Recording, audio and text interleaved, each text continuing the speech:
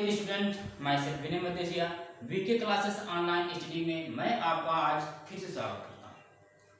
हमारे पिछले लेक्चर में आपने electric field intensity due to electric dipole इसकी कुछ डेरिवेशन को आपने किया, यानी वैद्युत द्विध्रुव के कारण वैद्युत क्षेत्र की तीव्रता इसके लिए कुछ डेरिवेशन आपने किया।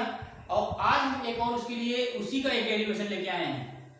कौन सा? वैद्युत द्विध्रुव की निरक्षीय अथवा अनुप्रस्थ स्थिति में वैद्युत क्षेत्र की तीव्रता, यानी electric field intensity in equatorial और in board side on position and equatorial and electric dipole, अर्थात वैद्युत द्विध्रुव की निरक्षीय अथवा अनुप्रस्थ स्थिति में वैद्युत क्षेत्र की तीव्रता, इसको आज हमें इसका डेरिवेशन आज हमें करना है। ठीक है, इससे पहले इंडक्सिव अर्थात अच्छी स्थिति में हम कर चुके हैं। ठीक है, इलेक्ट्रिक डाइपोल की अच्छी स्थिति में हमने वैद्युत क्षेत्र की तीव्रता का फार्मूला निकाल लिया है। आज हमें देखना है वैद्युत द्विध्रुव की निरक्षीय अथवा अनुप्रस्थ स्थिति में वैद्युत क्षेत्र की तीव्रता। ये दोनों डेरिवेशन जो कल आप कराए गए थे और आज ये यानी इक्वेटोरियल मीडियम में, ये दोनों आपके मोस्ट इंपॉर्टेंट हैं। इनमें से दोनों में से कोई ना कोई आपका बोर्ड एग्जाम में अवश्य पूछा जाता है। ठीक है, तो चलिए स्टार्ट करते हैं। वैद्युत द्विध्रुव की निरक्षीय अथवा अनुप्रस्थ स्थिति में वैद्युत क्षेत्र की तीव्रता। तो चूंकि यहाँ देखिए पहले क्या है, वैद्युत द्विध्रुव, तो क्या करेंगे हम? लेट करेंगे। हमारे पास क्या है? एक वैद्युत द्विध्रुव AB। पहले हमें क्या कर लेट कर लिया, एक वैद्युत द्विध्रुव AB, इतना लेट करेंगे। क्या मानेंगे? अब आप जानते हैं ये कोई वैद्युत द्विध्रुव है। ठीक है, जैसे हमने पीछे बताया था जब वैद्युत द्विध्रुव है तो ये दो आवेश से मिल करके बनता है ना। तो हम मानेंगे दो, यदि हमारा कोई वैद्युत द्विध्रुव AB है, इस पर हमारा प्लस Q और माइनस Q आवेश स्थित है। ठीक है, इसको नीचे दिखाते हैं।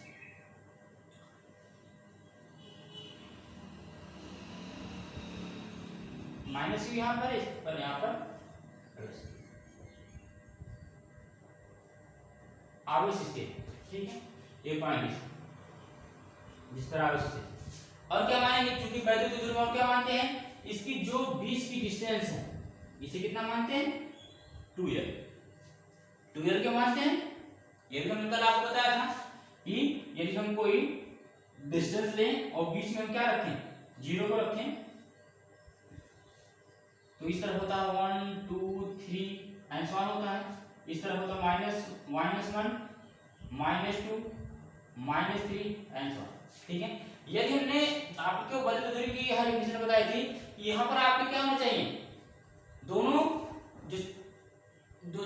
परिमाण बराबर होने चाहिए और उस पर विपरीत आवेश होने चाहिए। यानी परिमाण बराबर लेते हैं तो 3 और 3 परिमाण बराबर है, चार्ज क्या है? अपोजिट है, एक पॉजिटिव है एक नेगेटिव है। तो क्या करते हैं, ये हमारे बनाता है वैद्युत द्विध्रुव। तो यहाँ से हम देखेंगे यदि इसकी डिस्टेंस हम L मानेंगे तो इसकी डिस्टेंस भी यहाँ तक आपकी L ही होगी, इसलिए L प्लस L ये आपका आता है 2L। क्लियर है? 2L कैसे होता है आपको हमेशा के लिए ध्यान रखना है कि जो है वैद्युत द्विध्रुव है तो उसके बीच की जो दूरी होगी वो हमारी होगी 2L। और क्या लेकर लेंगे? इसमें फिर कहा है कि निरक्षीय अथवा अनुप्रस्थ स्थिति में वैद्युत क्षेत्र की तीव्रता।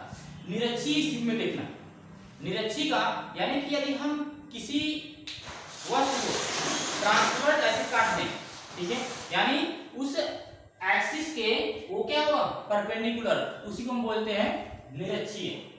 निरक्षीय यानी इक्वेटोरियल मीडियम। ठीक है, तो क्या करेंगे कि मान लेंगे वैद्युत द्विध्रुव के मध्य बिंदु, ये मध्य बिंदु है O, इससे 8 दूरी पर कोई बिंदु हमारा P है जिस पर हमें वैद्युत क्षेत्र की तीव्रता ज्ञात है। ठीक है, तो ये दूरी हमारी कितनी हो जाएगी? यहां से यह दूरी हमारी हो जाएगी L और यहां से ये भी डिस्टेंस हमारी हो जाएगी L।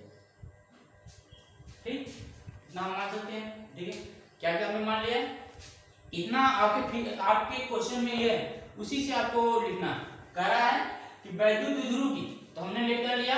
हमारे पास एक वैद्युत द्विध्रुव है AB जिसके बीच की डिस्टेंस 2L है। फिर कह रहा है कि निरक्षीय अथवा अनुप्रस्थ स्थिति में वैद्युत क्षेत्र की तीव्रता हम मान लेते हैं इसके मध्य बिंदु O से दूरी पर कोई बिंदु P है जिस पर हमें वैद्युत क्षेत्र की तीव्रता ज्ञात करनी है। ठीक है, इतना हमने मान लिया। फिर क्या करेंगे हम, चूंकि यदि हम ए से देखेंगे बिंदु P पर वैद्युत क्षेत्र की तीव्रता, तो उसके लिए फार्मूला होता है 1/4 पाई एप्सिलॉन 0 के Q/r²। ठीक है, यानी क्या होना चाहिए, इसके बीच की हमें डिस्टेंस क्या होनी चाहिए। तो हम लेट कर लेते हैं, इसको हम मिला लेते हैं पहले। ठीक है, इन दोनों पॉइंट को हम मिला लेंगे और हमें क्या करना है, इसके बीच की डिस्टेंस ज्ञात करनी है। क्योंकि निरक्षीय आप जानते हैं ना, निरक्षीय इक्वेटोरियल मीडियम क्या होता है, ये ट्रांसवर्ट होता है इस पर। ठीक है, यानी ये हमारा डिस्टेंस क्या होगा 90 डिग्री। ठीक है, यदि ये 90 डिग्री है, ये हमारा L है और ये हमारा R है, तो हम पाइथागोरस प्रमेय से इसको निकाल सकते हैं। ठीक है, पाइथागोरस प्रमेय से क्या हो जाता है हमारा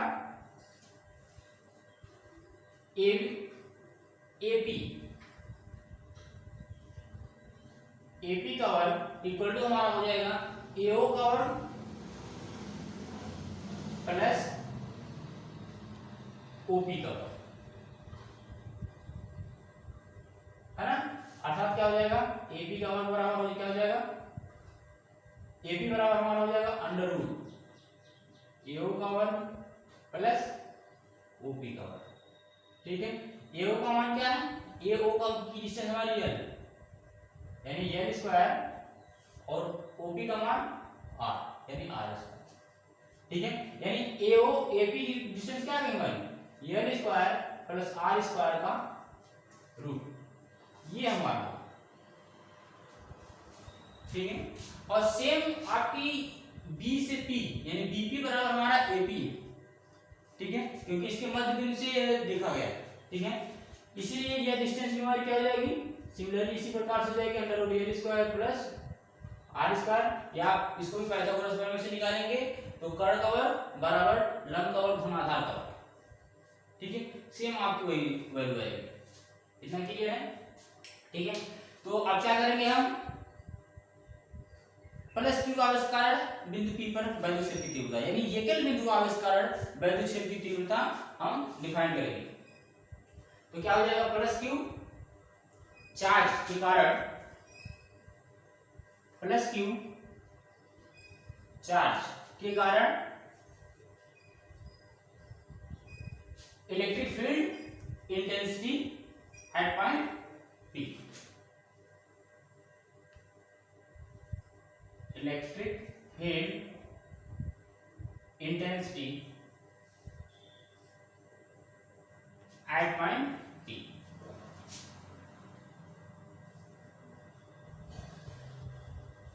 ठीक है, यानी प्लस Q चार्ज के कारण हम देखेंगे क्या, इलेक्ट्रिक फील्ड इंटेंसिटी, यानी प्लस Q चार्ज आवेश के कारण बिंदु P पर वैद्युत क्षेत्र की तीव्रता, इसको हम डिफाइन करेंगे कितना हो जाएगा। यदि हम इसको मान ले क्या, हमारा पॉइंट A से, इसलिए हम इसे क्या मान लेंगे EA इक्वल टू कितना हो जाएगा 1/4 पाई एप्सिलॉन 0। और क्या करना है, इसको हम किसी मीडियम में मान लें, इसे हम किसी मीडियम में मान लेते हैं। ठीक है, इसे थोड़ा सा रफ कर देते हैं, जरूरत नहीं है। इसे हम किसी मीडियम K में मान लेते हैं, 1/4 pi epsilon 0 K Q/R²। R क्या है, इसकी बीच की जो डिस्टेंस है, यानी हमारी हो जाएगी under root L² plus R² का स्क्वायर। क्लियर है। सिमिलरली प्लस माइनस Q के कारण बिंदु P पर वैद्युत क्षेत्र की तीव्रता, माइनस Q चार्ज के कारण बिंदु P पर वैद्युत क्षेत्र की तीव्रता क्या हो जाएगी हमारी EB equal to 1/4 pi epsilon 0 के कितना हो जाएगा Q/ under root L² plus R² का होल स्क्वायर। ठीक, ये थोड़ा सिंपलीफाई करना चाहे कर सकते हैं, इसको भी कर सकते हैं। क्या हो जाएगा 1/4 पाई एप्सिलॉन 0 के Q/, यहाँ से रूट से स्क्वायर से रूट कैंसिल हो जाएगा, यानी कितना हो जाएगा L² प्लस R²। यहाँ पर भी हमारा वैसे ही होगा 1/4 पाई एप्सिलॉन 0 के Q/L² प्लस R²। ठीक है, इसे मान लेते हैं इक्वेशन फर्स्ट, इसे मान लेते हैं इक्वेशन ठीक है। अब चूंकि हम यहाँ पर देखेंगे प्लस क्यू चार्ज के कारण बिंदु P पर वैद्युत क्षेत्र की तीव्रता 1/4π0 के Q/L² प्लस R², ठीक है, यह वैल्यू आ गई। माइनस क्यू चार्ज के कारण बिंदु P पर वैद्युत क्षेत्र की तीव्रता वह भी 1/4π0 के Q/L² प्लस R², यानी इसकी मैग्नीट्यूड क्या है, इसका परिमाण क्या है, इसका परिमाण समान है, दोनों का परिमाण समान है, बस क्या अंतर है, दिशा केवल विपरीत है। ये हमारा प्लस क्यू है माइनस क्यू से, यानी इसकी दिशा क्या है, अपोजिट है, और मैग्नीट्यूड हमारा सेम है, परिमाण समान है और दिशा विपरीत है। इसलिए क्या करेंगे हम पॉइंट P को, यानी बिंदु P को क्षैतिज और ऊर्ध्व घटकों में विभाजित करते हैं, ठीक है। क्षैतिज और ऊर्ध्व घटकों में विभाजित करेंगे तो हमें क्या प्राप्त होगा, ऊर्ध्व घटक इसका ये हो जाएगा, क्षैतिज घटक इसका ये हो जाएगा, ठीक है। इसमें हम इसको भी विभाजित करते हैं, अब देखते हैं क्या होता है, ठीक है। चूंकि हम जानते हैं पॉइंट ए पर जो चार्ज प्लस क्यू है, ठीक है, और हमें बिंदु P पर देखना चार्ज, चूंकि यहाँ पर हमने कोई चार्ज नहीं किया है कि हमारा पॉजिटिव या नेगेटिव, तो हम इसे पॉजिटिव मानेंगे, ठीक है। तो पॉजिटिव मानेंगे तो प्लस के चार्ज के कारण इसमें क्या होगा, रिपल्सन होगा, है ना, ये इससे दूर भागेगा, अर्थात इस पॉइंट P पर इलेक्ट्रिक फील्ड इंटेंसिटी यानी वैद्युत क्षेत्र की तीव्रता की डायरेक्शन क्या हो जाएगी, वैद्युत क्षेत्र की तीव्रता की दिशा क्या हो जाएगी, इसकी दिशा आपकी हो जाएगी आगे की तरफ, यानी ये क्या हो जाएगी EA, यदि इसे हम EA नोट करें, EA यहां देते हैं, ठीक है। ये कैसे हो गया, क्लियर है ना। यदि हमारा प्लस क्यू भी है, P भी हमारा प्लस है, तो प्लस प्लस में रिपल्सन होगा, इसलिए बिंदु P पर इलेक्ट्रिक फील्ड इंटेंसिटी की डायरेक्शन जो होगी वो क्या होगी, आगे की दिशा में होगी। यहाँ पर माइनस क्यू चार्ज है, यहाँ पर प्लस P चार्ज है, ठीक है, तो प्लस P है, यानी प्लस और माइनस क्या होगा, अट्रैक्शन होगा, यानी इस पॉइंट P पर माइनस क्यू चार्ज के कारण इलेक्ट्रिक फील्ड इंटेंसिटी की जो डायरेक्शन है, यानी वैद्युत क्षेत्र की तीव्रता की जो दिशा है वो क्या होगी, ये आपकी हो जाएगी, यानी यहाँ पर आपकी हो जाएगी EB, ठीक है। वैद्युत क्षेत्र हमारी जो सदिश राशि है, इसलिए इस पर इस प्रकार का। तो अब क्या करते हैं, अब हम देखते हैं कि हमें पहले क्या करना है, क्षैतिज और ऊर्ध्व घटकों में विभाजित करना, ठीक है।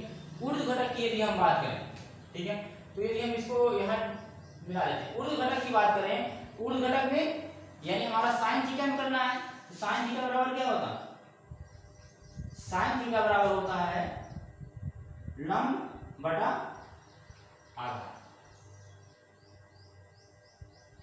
ठीक है, नहीं लंब बटा कट, क्या होता है साइन थीटा बराबर लंब बटा कट। तो इस यदि हम ये के लिए देख रहे हैं तो लंब क्या हो जाएगा, यदि हम इसको हम मान लें C, इसको मान लें D, तो इसमें यदि हम देखेंगे तो यह कोण होगा हमारा,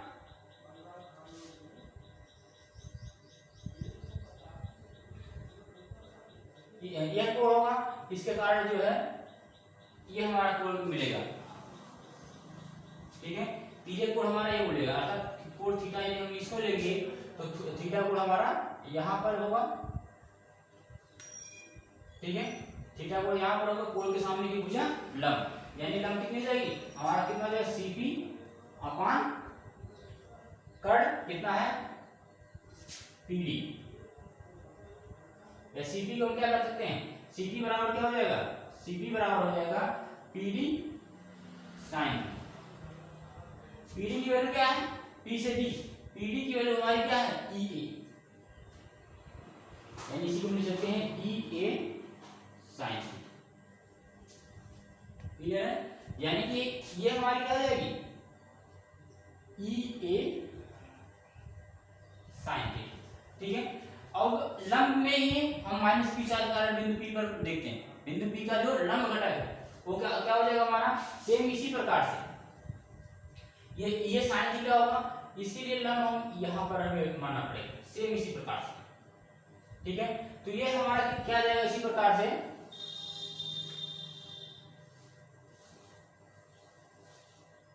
इसकी डायरेक्शन क्या होगी, ईबी की डायरेक्शन ये है तो इसकी डायरेक्शन हो जाएगी ईबी, यहाँ ईबी साइन।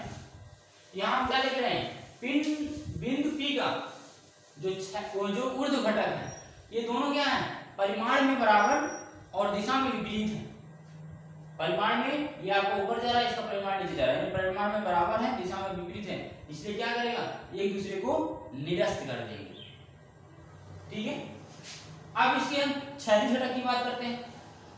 ठीक है, यहां से लिख लेना आप, सिमिलरली क्या हो जाएगा, P, यहाँ आप कुछ और मान सकते हैं, RS मान लीजिए। ठीक है, PS, similarly PS equal to आपका क्या होगा, EB साइन थीटा। ठीक है, केवल क्या होगी, डायरेक्शन चेंज होगी।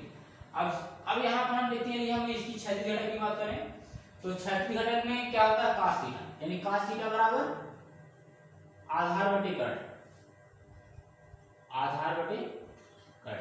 तो आधार क्या हो जाएगा, तो P से यदि हम इसको m मान लेते हैं। ठीक है, ये क्या है, यही हमारा आधार है, ये हमारा बेस है। तो इस पर देखते हैं, ये इस पर देखेंगे आधार बटे कर्ण, तो आधार हमारा क्या है, Pm, और इस पॉइंट से जाने वाले क्षेत्र का बिंदु P पर हम इसका क्षेत्र घटक देखें तो आधार बटे कर्ण, कर्ण क्या हो जाएगी इसकी, हमारी PD,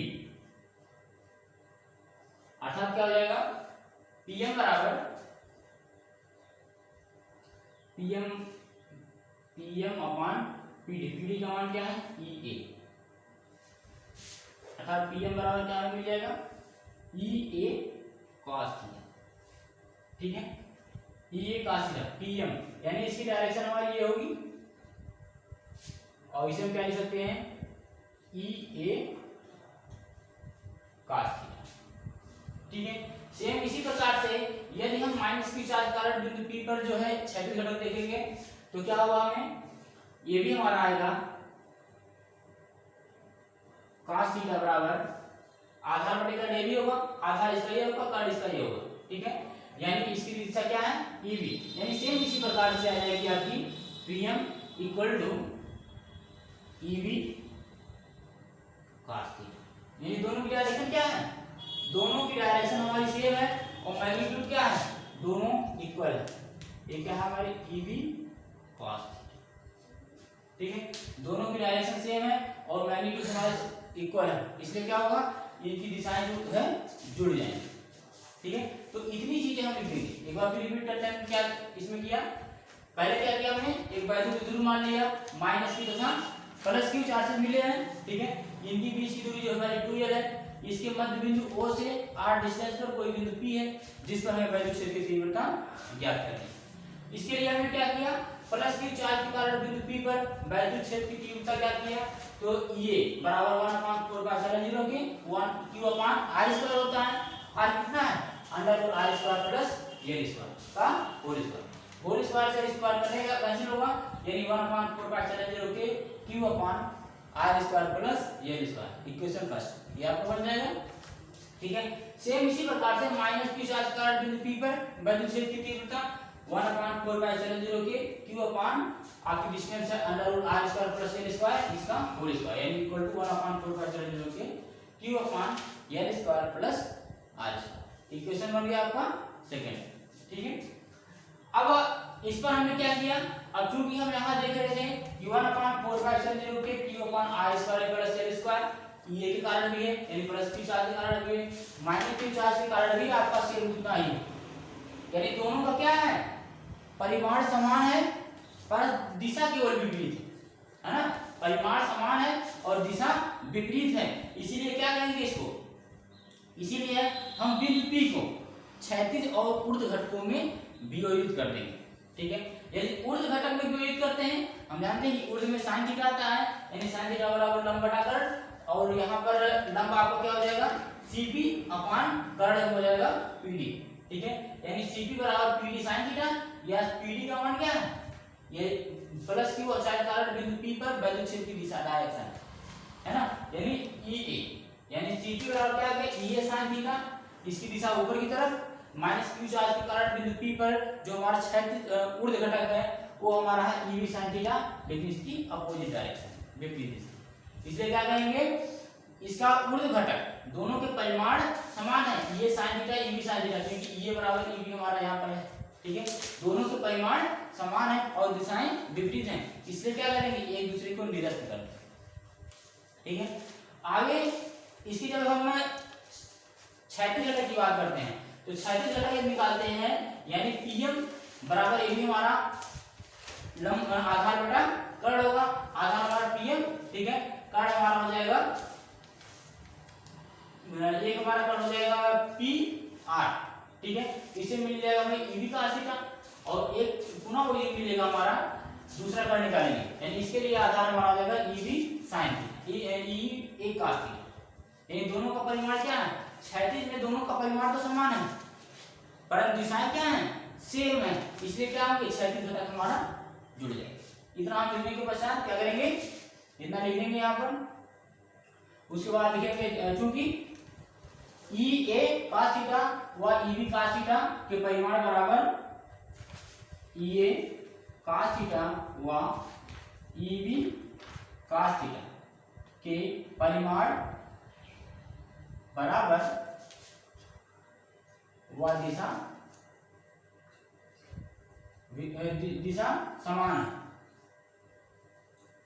समान है, इसी कारण ये आपस में जुड़ जाएंगे,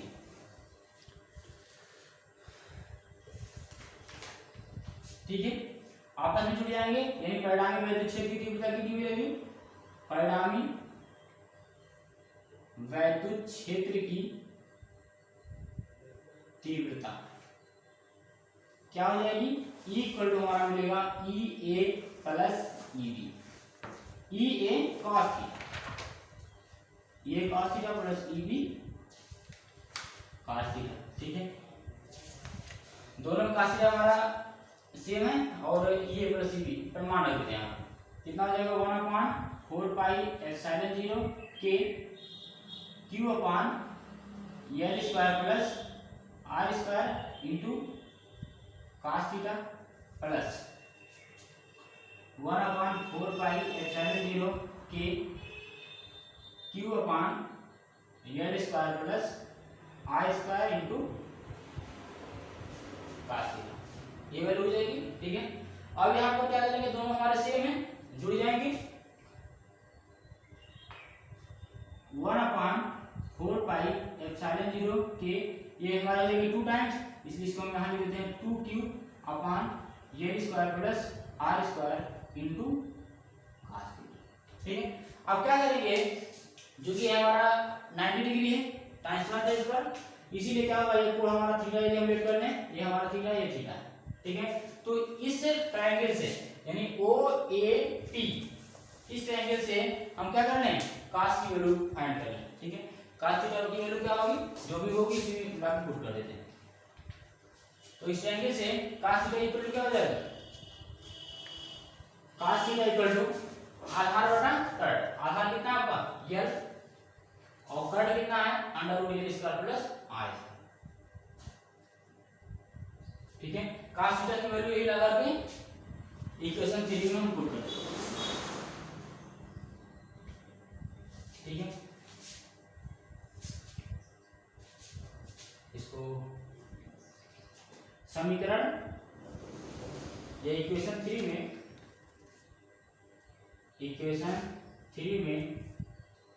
cos theta equal to L upon √L square plus R square put करने का, इसको पुट करते इसमें क्या होगा, E equal to 1/4 pi epsilon 0 K into 2Q L square plus R square into L upon √L square plus R square, ठीक है। कितना हो जाएगा, क्योंकि हमें क्या करना है, वैद्युत द्विध्रुव की देखनी, ठीक है। अभी इसमें वैद्युत ध्रुव नहीं है, क्योंकि हम जानते हैं सिंस वैद्युत द्विध्रुव P इक्वल टू क्या होता है Q इंटू 2L, ठीक है। तो Q इंटू 2L यहाँ पर हमें मिल जाएगा, इसके स्थान में क्या रख सकते हैं P, यानी E equal to 1/4 pi epsilon 0 के P अपान, ठीक है। यहाँ पर देखो स्क्वायर इसकी घात कितनी है, एक है, L square plus R square इसकी घात 1/2, इसलिए इसे क्या लिख सकते हैं L square plus R square पूरे घात 1 प्लस 1/2, है ना। इसे थोड़ा सिंपलीफाई कर लेते हैं, इधर रख कर ले रहे हैं।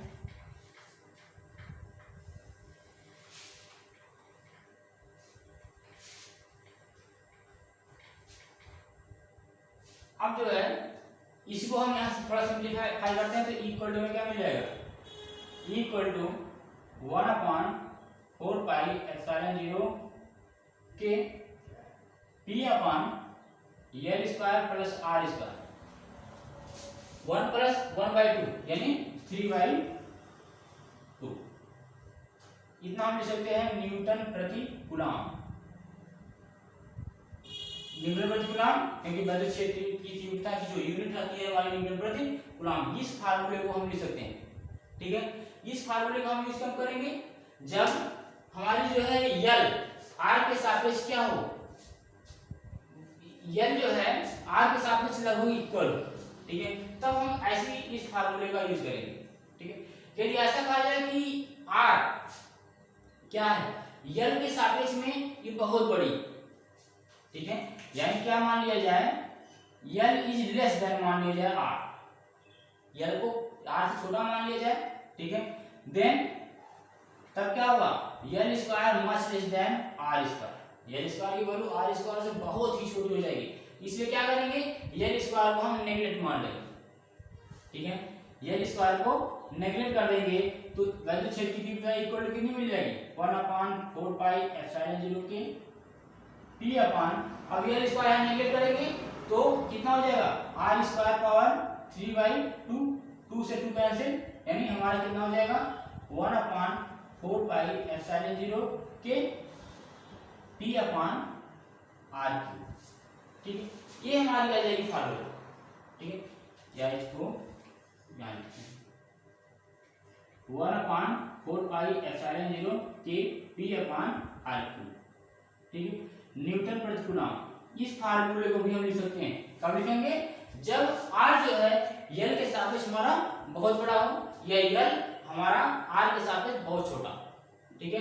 तो हम L स्क्वायर की वैल्यू R स्क्वायर से बहुत छोटी होगी, इसलिए हम क्या करेंगे L स्क्वायर को नेगलेक्ट कर देंगे, तो हमारी हो जाएगी वैल्यू क्षेत्र की तीव्रता इक्वल टू 1/4 पाई एप्सिलॉन 0 के P अपान R क्यूब। इसमें वैद्युत द्विध्रुव की निरक्षीय स्थिति में, वैद्युत द्विध्रुव की निरक्षीय स्थिति में वैद्युत क्षेत्र की तीव्रता ये हो जाएगी, ठीक है।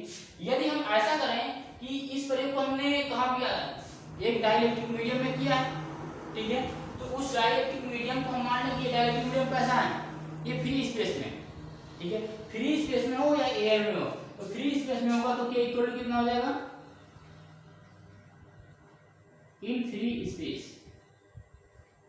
K इक्वल टू 1 हो जाएगा, यानी हमारी यहाँ वैद्युत क्षेत्र की तीव्रता क्या मिल जाएगी equal to 1/4 pi epsilon 0, K equal to 1 हो जाएगा P upon R cube newton प्रति कूलम, ठीक है।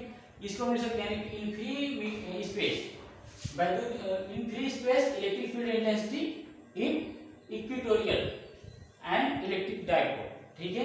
निरक्षीय स्थिति में वैद्युत क्षेत्र की तीव्रता वैद्युत द्विध्रुव के कारण जब ये हमारा फ्री स्पेस में हो, तो हमारे P equal to 1/4 pi epsilon 0 P upon R cube इतना लिखते हैं, ठीक। या एक और हम कह सकते हैं कि वैद्युत द्विध्रुव की निरक्षीय स्थिति में वैद्युत क्षेत्र की तीव्रता का वेक्टर फॉर्म लिखना, यानी इसका सदिश स्वरूप लिखना। तो वेक्टर फॉर्म के लिए हम क्या करेंगे, वेक्टर फॉर्म में हमें जानते हैं कि वेक्टर फॉर्म है तो यूनिट वेक्टर R से गुणा करते हैं, ठीक है। लेकिन चूंकि दोनों तरफ हमारे यहाँ पर P क्या है, ये भी हमारा वेक्टर है और यहाँ पर E भी वेक्टर है और P भी वेक्टर है, वैद्युत क्षेत्र की तीव्रता भी हमारी सदिश है और वैद्युत द्विध्रुव हमारी सदिश है, इसलिए क्या करेंगे केवल हम इस पर वेक्टर लगा देंगे 1/4 pi epsilon 0 P upon R cube. यही हमारा हो जाएगा इसका वेक्टर फॉर्म। ठीक है, इसमें आपको कहीं भी दिक्कत नहीं होगी, बस आप सिस्टमेटिकली आप इसको हल करेंगे तो इसे आसानी से आप हल कर सकते हैं। ठीक है, आज के लिए बस इतना ही। यदि इस वीडियो में आपको कहीं भी दिक्कत हो तो कमेंट बॉक्स में अवश्य लिखें और हमारे वीडियो को लाइक, सब्सक्राइब और शेयर अवश्य करें।